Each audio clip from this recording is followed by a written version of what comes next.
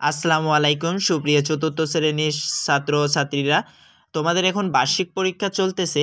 তো সেই সুবাদে তোমাদের জন্য আমি একটি সুন্দর একটি পূর্ণাঙ্গ সিলেবাসের প্রশ্ন নিয়ে এসেছি। যে প্রশ্নটা তোমরা যদি একবার উত্তরটা সম্পূর্ণ কমপ্লিট করে যেতে পারো তাহলে আশা করি তোমরা অনেকটাই কমান পাবা। প্রায় 90 থেকে 80 মার্ক তোমরা এখান থেকে কমান পাবা।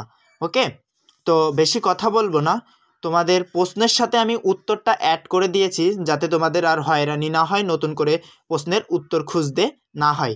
তো সেই জন্য তোমরা খুব মনোযোগ সহকারে ভিডিওটা দেখবে এবং চ্যানেলটাকে সাবস্ক্রাইব করে দিও। ওকে, তো চলো ভিডিও শুরু করা যাক।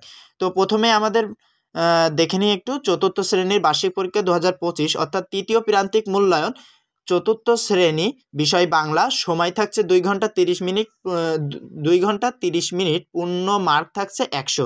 তো এক দাগে তোমাদের বলবে কবি ও কবিতার নামসহ বীরপুরুষ অথবা কাজলা দিদি কবিতার প্রথম 8 লাইন লিখো। তোমার কবির নাম লিখলে 1 মার্ক এবং কবিতার নাম লিখলে 1 মার্ক প্লাস 8টি লাইন, যে কবিতার ওই 8টি লাইন লিখলে তোমাদের প্রতিটাই 1 মার্ক করে 8 মার্ক, মোট 10 মার্ক থাকছে এক দাগে। তো দেখো প্রথমটার উত্তর আমরা করি। বীরপুরুষ লিখেছেন রবীন্দ্রনাথ ঠাকুর। মনে করো যেন বিদেশ ঘুরে মাকে নিয়ে যাচ্ছি অনেক দূরে, তুমি যাচ্ছ পালকিতে মা চড়ে, দরজা দুটো একটু ফাঁকা করে, আমি যাচ্ছি রাঙা ঘোড়ার পরে টক বগিয়ে তোমার পাশে পাশে। 2 নম্বরে আছে সংক্ষেপে উত্তর লিখো, যে কোনো 4টি, একটিতে 2 মার্ক, 4টি প্রশ্নের অ্যান্সার করতে পারলে তুমি পাবা 8 মার্ক। তো ক নম্বরে বলেছে বাংলা লিপির পুরনো নাম কি? উত্তর, বাংলা লিপির পুরনো নাম ব্রাহ্মলিপি বা বঙ্গলিপি। তারপরে খদাগে রয়েছে সোনারগাঁও কোথায় অবস্থিত? ঢাকা থেকে 27 কিলোমিটার দক্ষিণ পূর্ব নারায়ণগঞ্জ জেলার মেঘনা নদীর তীরে অবস্থিত। এরপরে গ নম্বরে রয়েছে লোকশিল্প কাকে বলে? দেশের সাধারণ মানুষের হাতে তৈরি শিল্পকেই লোকশিল্প বলে। ঘ নম্বরে রয়েছে খলিফা হজরত উমর রাদিয়াল্লাহু তাআলা আনহু কবে কোথায় জন্মগ্রহণ করেন? খলিফা হজরত উমর রাদিয়াল্লাহু তাআলা আনহু 583 খ্রিস্টাব্দে মক্কার কুরাইশ বংশে জন্মগ্রহণ করেন।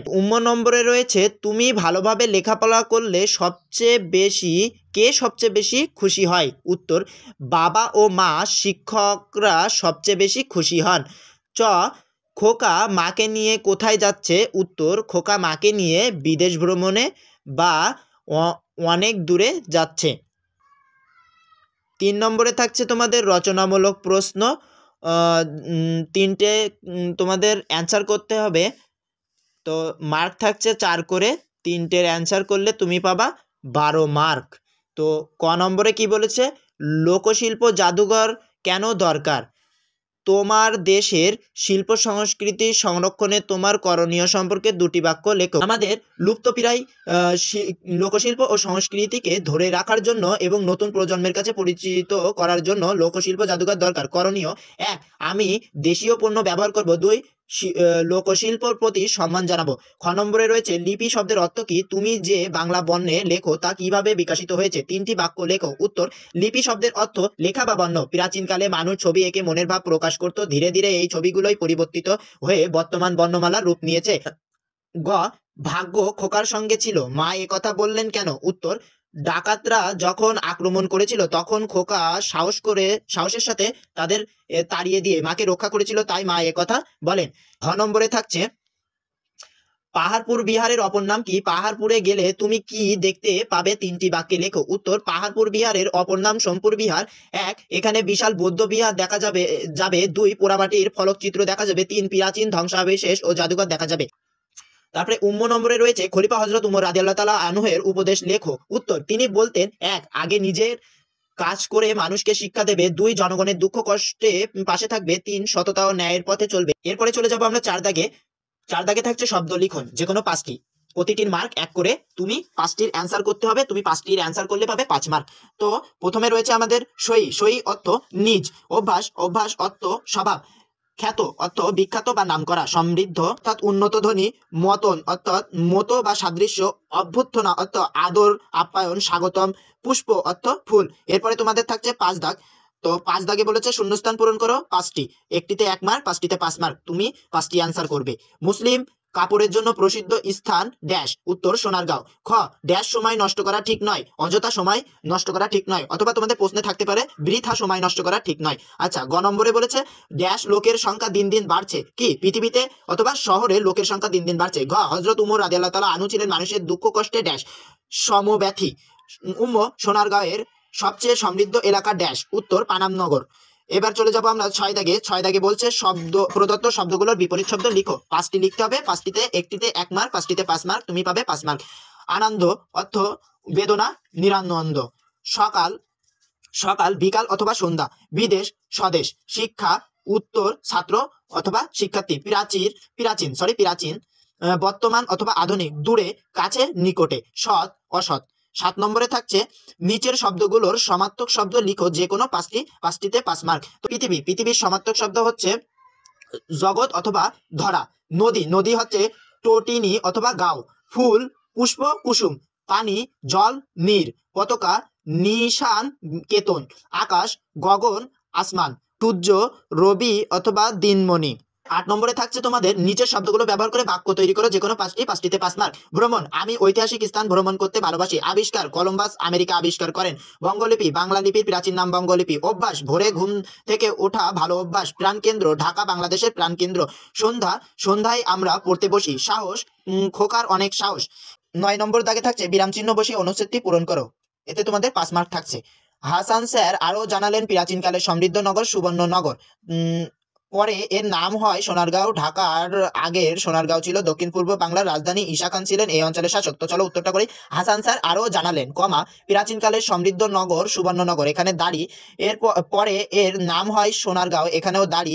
ঢাকার আগে সোনারগাঁও ছিল দক্ষিণ পূর্ব বাংলার রাজধানী, এখানেও দাঁড়ি। ঈসা খান ছিলেন এই অঞ্চলের শাসক, এখানেও দাঁড়ি। তো এরপর চলে যাবো 10 দাগে। 10 দাগে বলছে সঠিক উত্তরটি খাতায় লেখো, এতে প্রতিটিতে 1 মার্ক, 5 মার্ক থাকছে। প্রথমে ক বলছে লোকশিল্প জাদুঘরে প্রবেশের পথটি কেমন? উত্তর দারুণ কারুকার্য করা। তারপর বলছে খ, বিহার এলাকাটি বিস্তৃত 30 একর জুড়ে। বিদ্রোহ পাঠ্য বই অনুযায়ী পাহাড়পুর বিহারের মূল এলাকা 27 একর, 1 বা 81 বিঘা, তাই 30 একর সবচেয়ে কাছাকাছি উত্তর। গ নম্বর বলছে আলেকজান্ডার কার্নিহাম এই পুরাকীর্তি আবিষ্কার করেন কত সালে? 1879 সালে। তারপরে ঘ নম্বর থাকছে ঢাকার আগের সোনারগাঁও ছিল দক্ষিণ পূর্ব বাংলার রাজধানী। নম্বরে বলেছে ঘুরে আসি সোনারগাঁও। শিল্পে শিক্ষা সফরে সবাই কোথায় যাচ্ছিল? উত্তর সোনারগাঁওয়ে। নিচের যুক্তবর্ণ ভেঙে লিখো ও একটি করে শব্দ তৈরি করো। 5টি, প্রতিটিতে থাকছে 2 মার্ক করে, 5টা করতে হবে 10 মার্ক। তো প্রথমে হচ্ছে লয় পয়, ল প্লাস প গল্প। তারপরে দন্তুস্বয় বাই, দন্তুস্ব প্লাস ব স্বাধীন। দন্তান্নয় ধয়, দন্তান্ন প্লাস ধ অন্ধ। দয় ধয় দ প্লাস ধ যুদ্ধ। দন্তুস্বয় কয়, দন্তুস্ব প্লাস ক স্কুল। ক্ষিয় ক প্লাস মধ্যাংশ বৃক্ষ। লয় ল প্লাস ল দিল্লি। এরপরে 12 দাগ। 12 নম্বর দাগে থাকছে এক কথায় প্রকাশ করো, যে কোনো 5টি, একটিতে 1 মার্ক, 5টিতে 5 মার্ক। ইতিহাস সংক্রান্ত ঐতিহাসিক। বাংলা ভাষার বর্ণ বা হরফ উত্তর লিপি বা বঙ্গলিপি। যাতে কাজ দেয় না অকেজো। যিনি গুছিয়ে বলতে পারেন সুবক্তা। বহমান জলের মৃদু ধার উত্তর স্রোত।